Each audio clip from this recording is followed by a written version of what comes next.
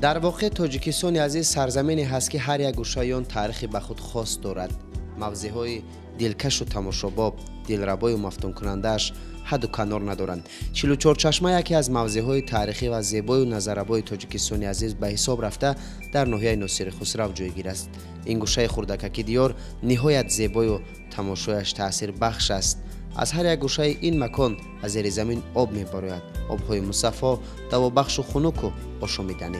انا این درختی که در نوار می‌بینید تاریخ بیش از 1000 سال را دارد که گرداگردش 17 متر و 22 سانتی متر است. همین درخت زیاده از 1018 سال دارد. از درونش وایش میگرفتن و برده سنجش گذرانده علما هم خیلی کرده بودند. انا بعد من از اون باز من از سال 80 این جانب با من 37 سال دیگه الله که سپری شده ایستاده است. خب من این درختی که میبینید درخت بیت هست. گرداگردی این همون وقتی علما سنجش گذراندن به 17 متر و 22 سانتی متر بود. این قاق شدگی بود. بعد آب‌های هم خیلی کم شدگی بود. با مرور زمان خیلی چه کردیم کشیدیم و بسیارتر شد و درخت‌ها از دیگر زنده شد. بنابر همین حتی که در گاروارد یونیورسیت انقدرش در نیویورک در کورپس چهارمش بخارای شعبه بخارای شرقی است در همونجا عیناً انا همین خیلی دست من هم خیلی ماندگی صورت من همونجا است که اونجا نوشتگی است که درختی که در تاجیکستان انا زیاده از بیت و زیاده از 1300 سال عمر دارد. خیلی کمتر مبالغه کردگن چون که ما دلیل علمی داریم که انا یکمین انا علما 1018 ساله گفته بودن. خیلی من باز 37 سال دیگه سپری شده است. سر موضع 44 چشمه گفته‌ها خیلی زیادند و هر یک نفری که به این جایگاه مقدس به تماشا می‌آید حتما می‌خواهد چیزی پرسان شود تا اینکه از تاریخ پرغناوت این گوشه دیار آگاهی پیدا کند. ما اهل ایجادی نیز چون رسالت کسب این کار را به انجام رسانیدیم. این حال دوستان عزیز ما در نزد یکی از چشمه‌های شفابخش که چشمه اخلاص نام دارد قرار داریم.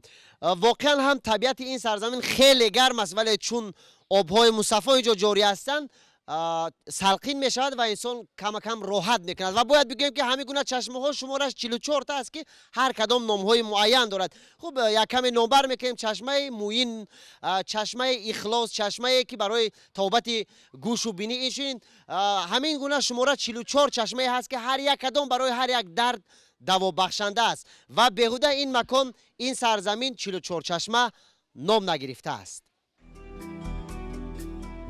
چشمه ها به 17 گروه جدا می شوند و هر یک کدام نام ها و خصوصیت های خاصی دوایی را دارند که مردمی به این مکان می رفتگی حتما می نوشند با امید دوای درد.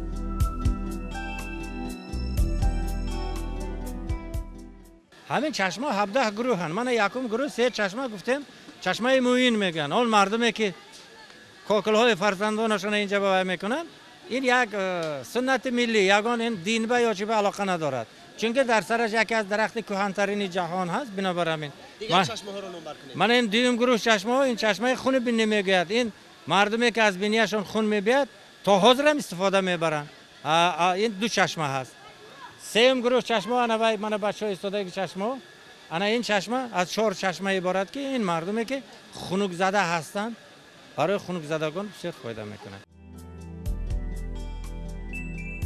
درون یا پر از ماهی‌های رنگارنگ است. راستی هنگام تماشا چشم کنده نمیتوانید. هوای 44 چشمه صاف و سلقین و تماشایش جالب و رنگین.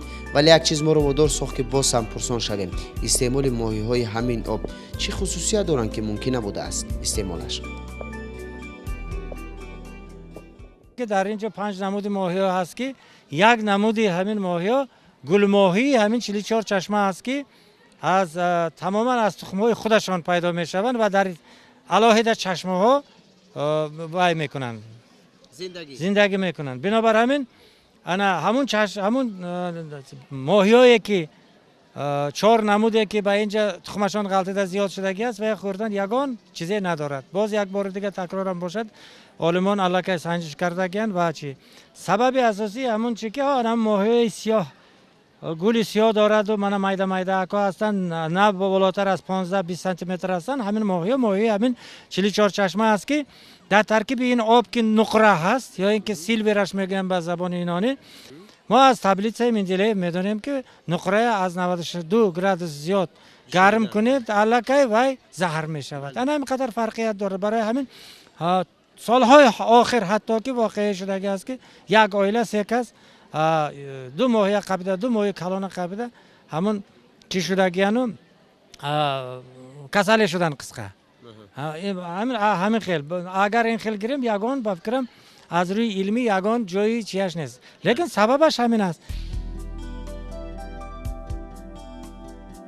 ҳамарӯзан мардуми зиёд аз ҳама гӯшаю канори кишовар ва ҳатто берун аз марз низ ба 44 чашма барои истироҳат омада ҳамроҳи пайвандонашон сайру гашт мекунанд. якчанд соате ки мо аҳли эҷодӣ дар ин ҷо будем, баромон хеле писанд омаду фаромӯш нашуданӣ.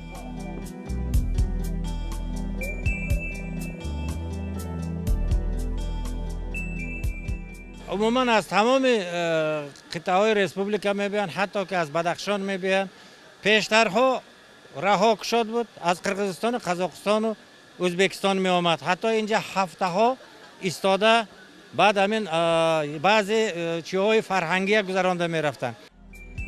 бояд гуфт ки ҳамин гуна маконҳои зебои таърихӣ ва тамошобобу истироҳатӣ сари ҳар як қадам дар ватани мо тоҷикистони азиз ҷойгир аст ва ҳамин аст ки тоҷикистонро беҳишти рӯи олам мегӯянд.